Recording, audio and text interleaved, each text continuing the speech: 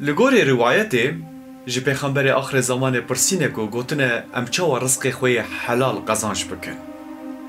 پیغمبر جی گوتیه کو جدهان نه رزق ده تجارت دایه لی او تجارت کا به حلال.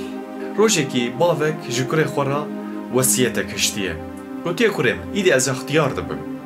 هکه از مرم وصیت کاملته. گوتیه باو خودش ترازی. تشد مهدی کنجی الحمدلله تزعب بجی یا گوتیه کرم دنیاه. از وصیت اشترا بهلم. دو شرطه من هندنا وصیت دا.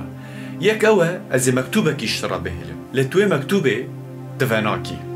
هیاکو تمن بن آخر تجگوره وگاریه هاتی ماله تراکی و مکتوبه تبکی. گوتیه باشه با سر چما. گوتیه وصیت آمدنه جی دویت بگوره من وشری. وصیت آمده دو دیانجی اوه. گوتیه باشه سر چما. وقت و دم سر دا درباس بیه اوی باوه گو وصیت که کچا داوید که.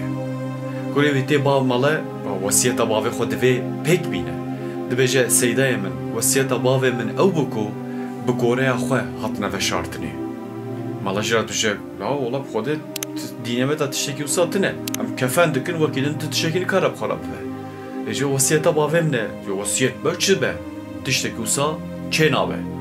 بعد بجه في ماله بچك سرحش که دچه با ماله کی دنی حالو مسئله جراد بجه ماله دیجه همان تشتنی بجه کریم تشکی وسا چه نابه دینه مدا تنه کفن لید که بیفت شیرن بگوره فلان بوان چه نابه دچه با یکی دنی جی لید نره دچه کدری همان تشته وصیت باوه خود پیک ناینه طبی خمگین دبه یعنی دلی ویدشه بن آخت که وفت گارت ماله وصیت دو دیانجی دوی مکتوبه وگه رادبه صندوقه وتکه مکتوبه جه دردخه و مکتوبه تخوینه باوی جه نفسان دیه گوتیه کره من ددید نهشتن بگوره من داخل مفشرن یعنی ته چمانه کره من لوی دنیای دویت رزق حلال بگری مر لوی دنیای چدکه مر نکاره گوره یک جی بفویالی جبروی آوای جی وصیت آمنا مزن و آن هاشترات بجم دوی مکتوبه دا تنفسان دنی